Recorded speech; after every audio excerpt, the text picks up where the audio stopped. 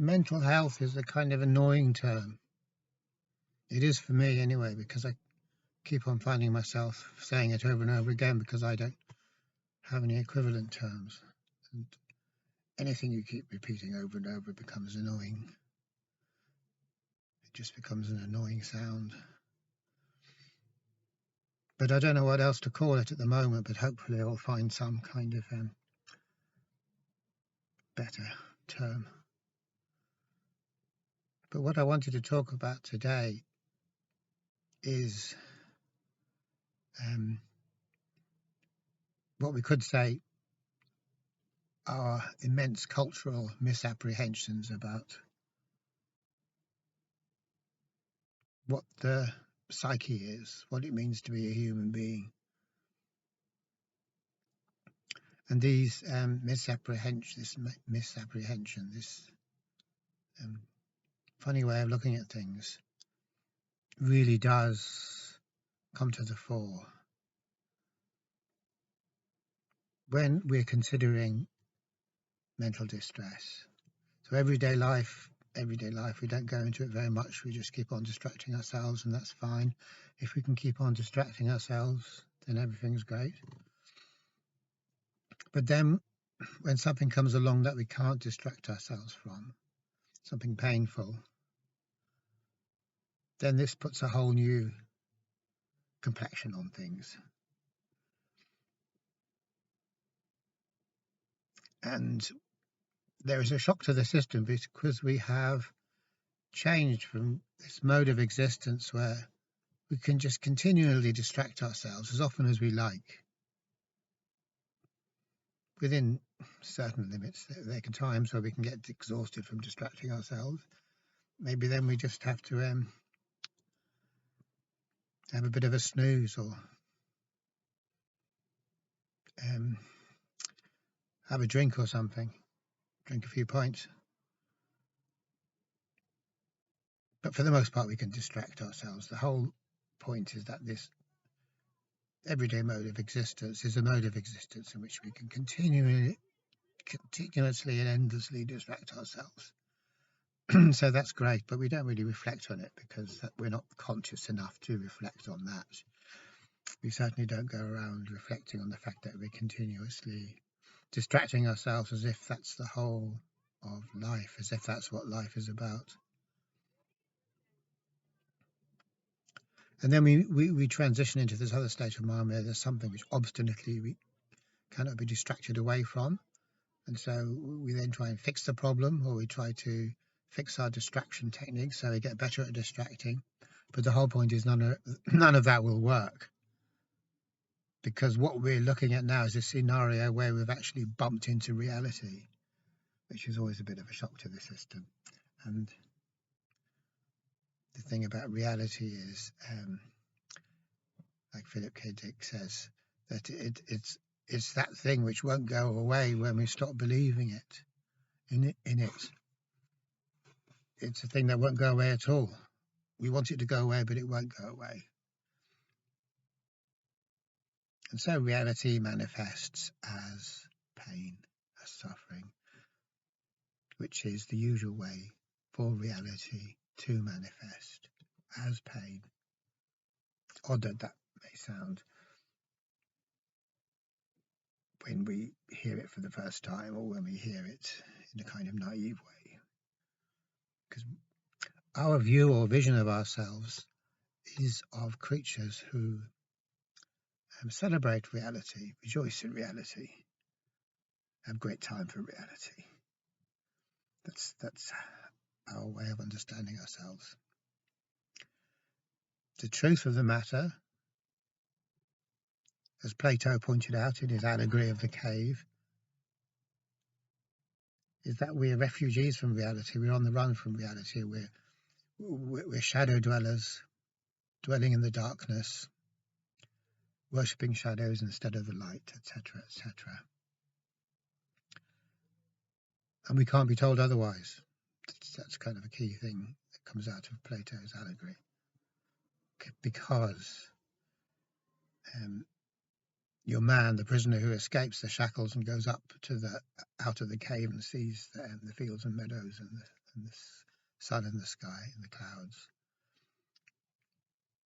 comes back straight away to tell all of the other prisoners, and they don't believe him for a second. I can imagine they're just looking at him, and they're thinking, what kind of a fool are you? Be off with you. Because the guy's obviously, he's not right, is he? He's not playing with the full deck. What's he talking about? He's daring to go up against the consensus view. And so if there's one rule that we can say is absolutely 100% obeyed under all circumstances, that is the rule which says you can't go up against the consensus reality. If you think you can, then you're just an idiot. You can't go against the consensus reality because the consensus reality is created in the first place by discounting the views of random individuals. The whole definition of a consensus reality is, unless it is what we have agreed on in a standardized way, it isn't true, it isn't real. So if you or I come along and start giving our views, that is the definition of error to a consensus reality. And that's why everyone looks at us in this way, as if to say, you fool. So that gives us one way of talking about mental health. We can say that mental health, like everything else, has been co-opted by the consensus, co-opted by the collective viewpoint. So it means what the collective viewpoint wants it to mean.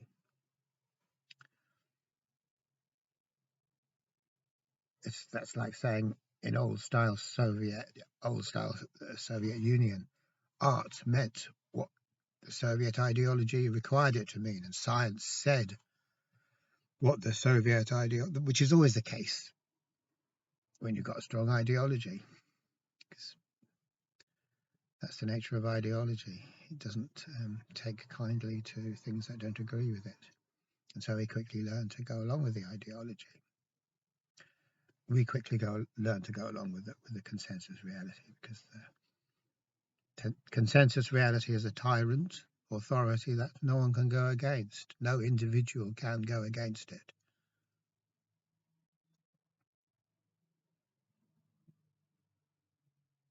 And that's, of course, what we all do in life, is to some extent or other, we're met with the consensus and we have our own individual take, our own understanding, which doesn't necessarily agree with that.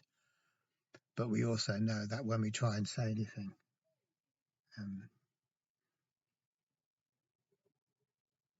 we don't really have a coherent voice, so we don't have a voice that can be understood by people. It's as if we're so extremely completely devalidated trying to explain to the consensus viewpoint that there might be something that the consensus viewpoint is missing out, or it becomes very frustrating. But it's a thing we learn in life. It's kind of part of the process whereby we knuckle down to whatever systems are in place. And there's truth there, because we realize that the system always wins. Now, that isn't to say that we should give in to the system. It just means we should be a bit clever rather than trying head-on confrontation with it, and the naive belief that this will get somewhere, because that isn't going to work. Guerrilla tactics are needed, really. Subversive tactics are needed, and even then, it's not that we're doing this with a view to bringing down the system, because we won't. But it's more a question of staying true to ourselves, keeping our own sanity by not completely going along with what everyone else says we should go along with, which is the greatest danger to our mental health there is, not anything else. The greatest danger to our mental health is going along with what everyone else says reality is, or going along with what everyone else says mental health is, because, as I was saying, the term has been co-opted by the consensus. The consensus reality co-opts everything, of course. That's how it does things. It's like a big amoeba, a big protoplasmic lump that just absorbs everything and makes everything into it. its own version of whatever it has absorbed. So it's very hard to fight against the great amoeba.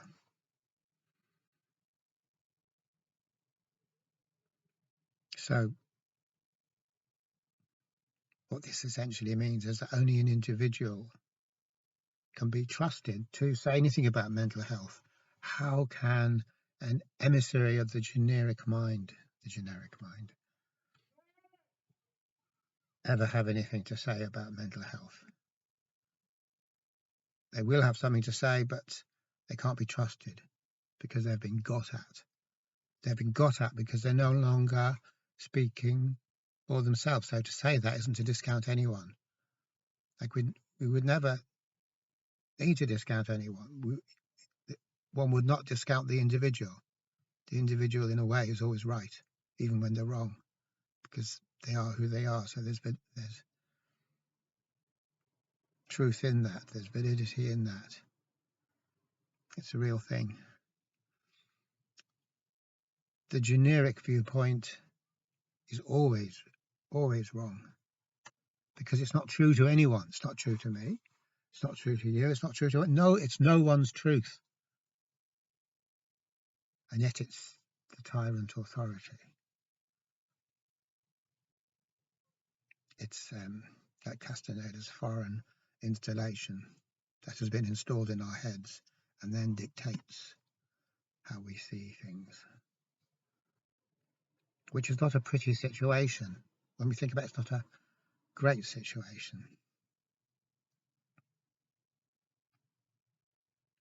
And the consensus way of talking about mental health is insidious, to say the least, because it's turning everything on its head, so that what we would perceive as mental health is actually a profound form of slavery. So within the context of our particular situation, and we have to talk within the context of our particular situation, our particular society, because that is what constitutes reality for us. Nothing else does. It's just what our society says is reality. Mental health is kind of, as I started off saying, the situation where we're able to endlessly distract ourselves. That's our right, just as it's the right for every single person to consume. It's the right for every one of us to be able to distract ourselves. It's the same thing. By consuming, we distract ourselves. That's our right. And empowered as we are by our perception of this right, we won't hear anything against it. So obviously, for us, well-being means being able to continue in this situation of being able to endlessly distract ourselves again and again and again and again, obviously endlessly until we die. Then we can't distract ourselves, maybe, I don't know. But anything that comes to stop us being able to distract ourselves is then considered to be the problem. That's the backwards way of seeing things.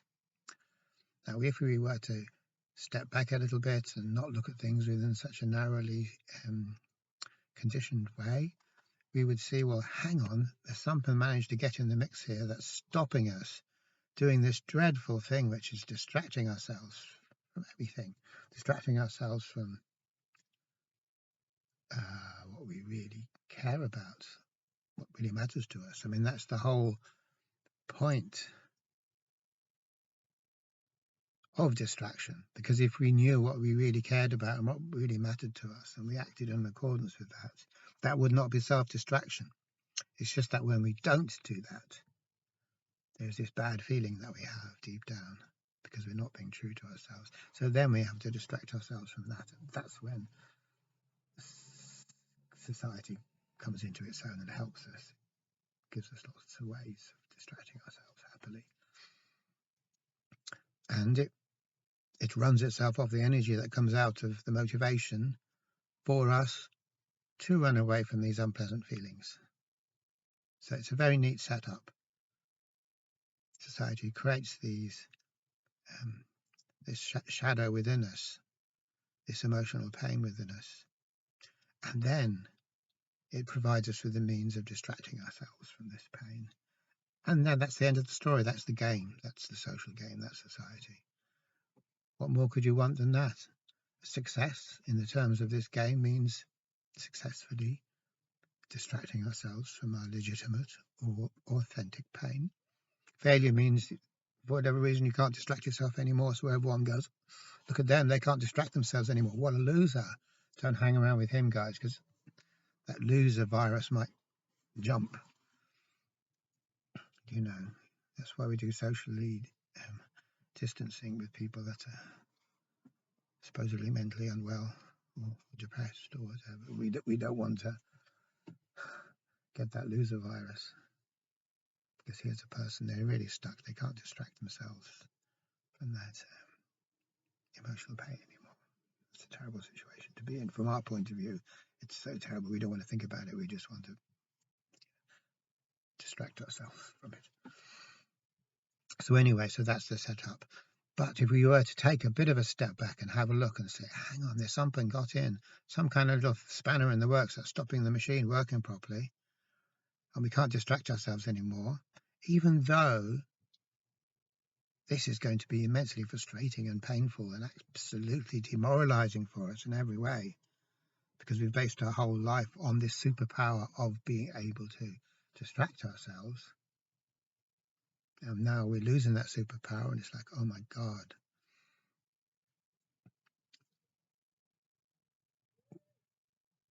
We never knew how much we relied on it until the mechanism doesn't work anymore. So of course it goes crying out for anything else that can help us to insulate us from our pain. And we're all experts in seeking out strategies to help insulate us from our pain. We're such experts. You could say that a heroin addict by necessity will become a real expert in obtaining heroin, even though it's not necessarily that easy to obtain. You can't buy it in a shop after all. And there's something about the whole setup that you have to get money somewhere, and it's not really good enough just having a legitimate job. You've got to be able to get money. You've got to wangle things. You've got to be very clever to carry on being an addict. So there is huge skill goes into it, huge resourcefulness. And we're exactly like that when it comes to distracting ourselves. We're so clever.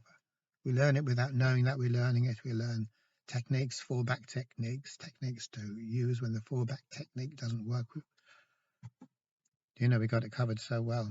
So when that doesn't work for us anymore, that is really, really, really, really distressing, disturbing. And yet, by what we've just said, that can't be mental ill health. Because this disease, this illness, this affliction that's stopping us distract ourselves is only a disease or an affliction from the point of view of the original disease or affliction, which is the way of life that is based upon continually distracting ourselves from the truth of our situation. So when we look at things the right way around, which is such a radical idea, if it is to be considered, if we were to consider that the whole of society is geared towards our not well-being, and it absolutely is, you would truly have to be some kind of spectacular fool to believe otherwise. Not that there's any shortage of spectacular fools, I suppose, because the whole setup requires us to be spectacular fools. It wouldn't work otherwise. But if we want to go into it, we would absolutely see that the whole system is geared towards our not wellness. Absolutely. And lots of people do say this. It's not too hard to see. It's maybe hard to know what to do about it, but it's not too hard to see. So the idea of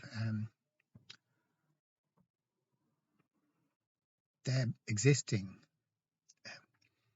tendencies or forces or principles at work in the world that are actually for our benefit is amazing. We don't have to devise them ourselves or invent them. There is actually something in life itself that will help us. And the only point that we could make here is that when that principle, whatever the hell it is, steps in and starts to help us and work towards our true well-being, we really don't like it.